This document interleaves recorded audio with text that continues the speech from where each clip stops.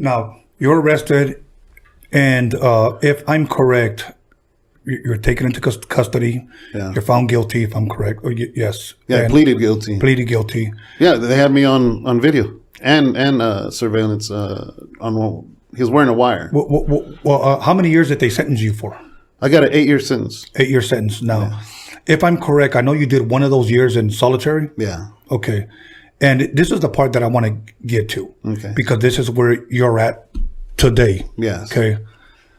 If I'm correct, when you're in solitary, you repented. Yeah. Okay. Yeah. What brought that about? For that last album I did, like I talked earlier, Engrave These Words on My Stone, I was already tired. I thought I built a kingdom, but I built a prison. I was sick and tired of the sales. I was tired. I had children now. I felt like I was on this roller coaster. I've said it many times. I felt like I was on this roller coaster that wouldn't stop. It just got worse and worse and worse and faster. And I didn't know what to do. It was already my third arrest. A lot of people say, oh, all of a sudden you get arrested and you run a church. This is my third felony. You know, this wasn't like all of a sudden I get arrested. And you know what I mean? I was just tired. I'm like, man, a third time again in a holding cell again. And this time, you know, they got me on video and they're talking about 23 years of life. And I'm just like, what am I going to do, man? I'm over here trying to please everybody. What about my children? And that's, you know, and then I thought back to my parents and everything they had went through and everything my dad went through, working hard as a farm worker, as a laborer, and how shameful for me to make easy money, you know, and it was just I was just tired, you know, and like I said, my dad accepted Christ when I was 8, and my dad was an alcoholic until that day. I still remember that day when he just said, I'm tired. And it was at a church service and he went up and surrendered his life to the Lord, never drank again. To this day, my dad's still alive. My mom is still alive. So I'm in the cell. It was in Sacramento County. And I remember thinking, I'm tired, but I can't change. I don't know how to change. And I've always heard people say, oh man, Christians are a bunch of hypocrites, they're a bunch of this, a bunch of that. And I'm just like, God, I sure don't want to be no hypocrite. So either you fix this inside of me or just let me be. Because I ain't trying to be fake. I wasn't fake in the streets. I'm not going to be fake in the church. But God, if you are real and if you could really change me, then please do it. Because I don't know what else to do. I have no other way to turn. I don't know what to do. You know, I can't change myself. I'm full of anger, full of hate, full of all this stuff. And I need to get it out because it's destroying me like a cancer. And it was there where I surrendered my life to Jesus Christ right there. And I said, God, it was crazy, right? Because I'm like, either you change me or I'm gonna just function as a homeboy and just ride this thing out. And it was crazy because it's like, and I don't know how to describe it, man, but have you ever wore weights on your ankles? Or remember those weights you used to put? Used to jog, yes. Yeah. And then all of a sudden, hours later, you take them off. And all of a sudden you feel light. Yeah. I felt like weights just coming off. And I'm just like, is this real? Is this real? You know what I mean? And I did have a lot of hate toward SoCal, Southern California. I did. In Sacramento County, they split you up. They have you separate because you can't even be in the same pods. It's just on and cracking in there. Yeah. So I remember that day I repented. And I felt weight come off of me. But see, I knew the true test was when I saw my enemy, when I saw somebody, because I would see somebody in Walmart, I see somebody at a gas station. It was like on. It was on and crack. It was like a pit bull. So I remember that day. The next day I was going to court. And when you go to court, the elevators are in the middle of Sacramento County. All Northerners are on this side. Southsiders are on this side. But we had to go to the same hallway to go down the elevator, go to court. And the craziest thing, I remember being taken out. They shackled us up. And I saw a whole line of Southsiders. And I didn't feel no anger. I didn't feel nothing. And I remember I'm like, what's going on? The change was so fast that I couldn't comprehend it myself. But that moment, I remember that moment, for me, I don't care what anybody said, I knew God was real. Because there's no way. It's indoctrinated in you. It's told in you. It's taught in you. And it's like, and then all of a sudden, I feel nothing of anger, nothing of hate, nothing. And it's been like that ever since. Yeah. And some people can't comprehend it. And some people can't understand it. Right. And that's why. So when I see the comments and people say, oh, this or that, I get it, man. Right. Because I did say some bad stuff. I did say some horrible things, but it's like you're talking about somebody that no longer exists anymore.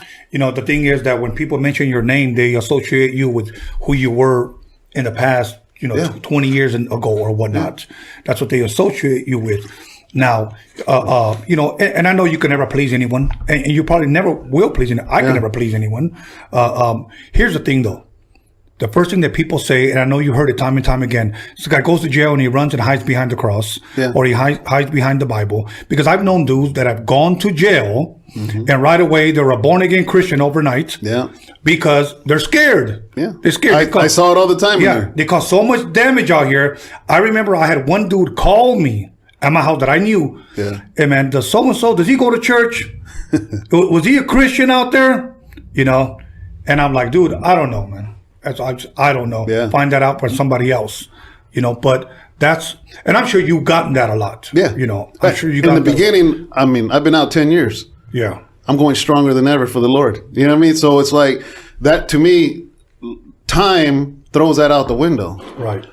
Because like I said, my first thing was, I don't want to be a hypocrite. I don't want to be fake. God, if this is fake, I am not going to act like a Christian. Either something happens inside or I'm not going to do it, so, but yeah, I have been hit with that. I have seen comments with that, but there's nothing you can do. Right. All I'm going to do is live my life. Right. It's something my daughter told me when I was getting released, my oldest daughter. And she said, she was scared because we see people do the Christian thing in jail. And she's like, she had this Christian dad in prison after 6 years, and I'm about to get out literally like a month or two before that. And she's like, Dad, I'm actually scared of you getting out, because she knew how I was.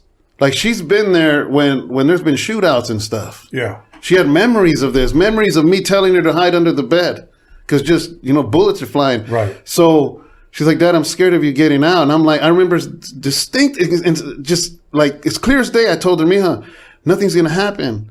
Nothing's going to happen. I'm going to come out. You're going to have your dad back. Mija, I'll die for you. And she says, see, that's the problem, Dad. I don't want you to die for me. I want you to live for me. And that broke me, man. Yeah.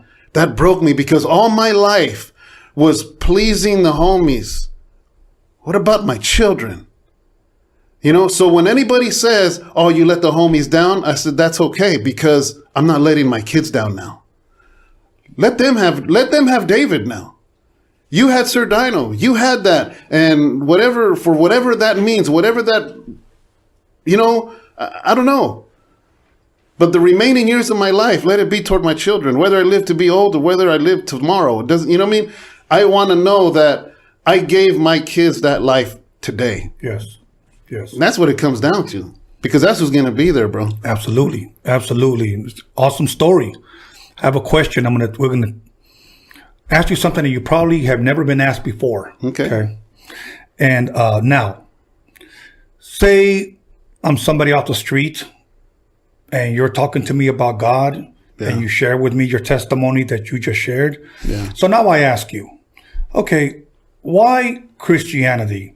Why not Mormonism, Hinduism, Buddhism? Why not Islam? Why not, being a Jehovah's Witness? Mm-hmm. Why Christianity? What was it about the Bible that intrigued you or that drew you to it? Good question. I think the first thing people are going to say was, obviously, he was influenced because his mom and dad were Christian. That's the first thing people would run to. And I want to say this, is even though my mom and dad were Christian, my dad has a 3rd grade education.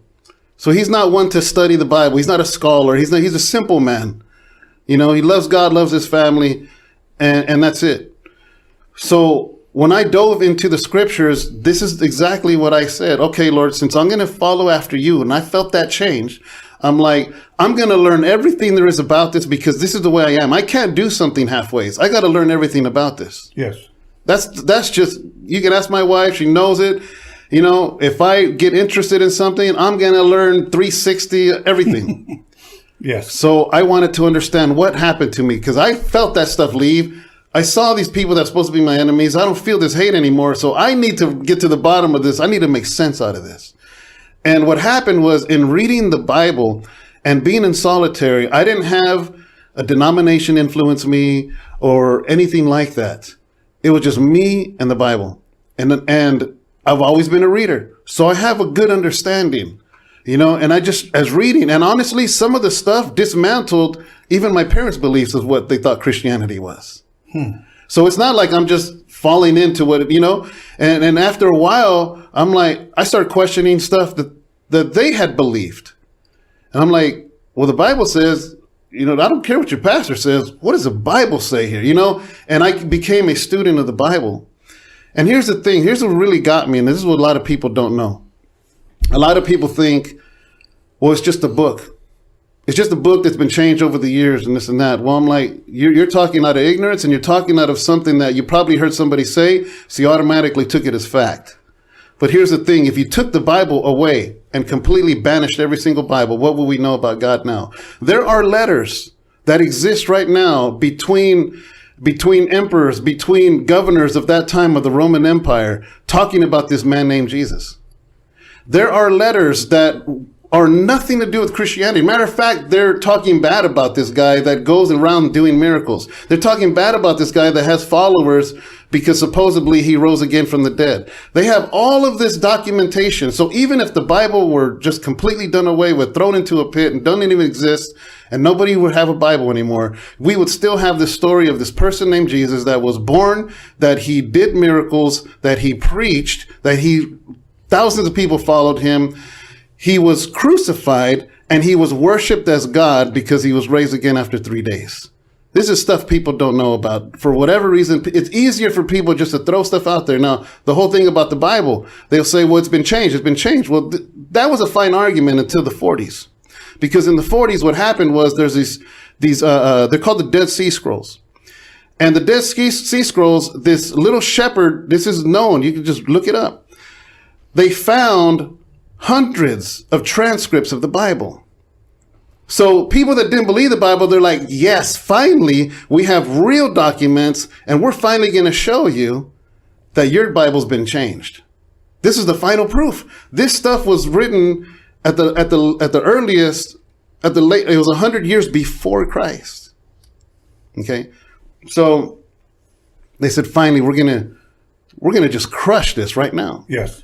And as they opened these scrolls, and it took years because it was so brittle, they realized that it was like 99.9% accurate. The only inaccuracies were the fact that some names were just said wrong. So nobody can say the Bible's been changed. The same Bible we have today is the same one that was there at that time. Now, the last thing I would say is this. I don't know about other religions. I remember in federal prison, I was with this Muslim guy. He was right next to me. It was interesting because it was me, this guy, this gangbanger dude, this Muslim dude, and a Jewish guy. All in the same little quarter there. It was dorm living. And we'd had some interesting conversations. And one time I was having this conversation with the Muslim guy, real nice guy, you know what I mean? Really nice guy, very humble. And we had this great conversation. And I told him, I said, he basically was saying, well, you guys don't have the original Bible. It's been changed and this and that. And I said, well, hold on. I said, the Quran wasn't written until 600 years after the Bible. And when the Quran was written, paper was already invented. So you can't say you have the original transcripts and we don't, because the Bible wasn't written on paper. So of course it wouldn't last. But what we do have is copies of copies of copies that were sent out in different languages all over. I said, but anyways, I said, we can go back and forth on this all day. I said, but here's the thing. Let me ask you, I told them. What do you feel different about you? He's like, what do you mean? I said, I see you praying. You do it very, you're very loyal with your prayers every single day. What do you feel inside? I said, because we can argue back and forth about the Quran and the Bible, but you weren't there and I wasn't there. Neither of us were there. So we're going to go just in circles. So what happened in your life? What has God done in your life? What has Allah done in your life? Because I will tell you what he's done in mine. And that's all I have. Nobody can take away my testimony. And he just stayed. And he didn't know what to say. You know, I have seen too much. I became a Christian in 2004. What is that? How many is that? 16 years now. Longer than my rap career. But yet people want to label me as Sir Dyno. I have seen too much. I have seen too many lives change. I have seen people physically healed when I've prayed for them. I have seen too much that to this point, I'm just... You know too much about him to doubt him. Exactly. There's it's just too much, man. Awesome. Yeah. Awesome. That's an amazing story. Well, actually, testimony. You know, David, I may look dumb, but I'm not dumb.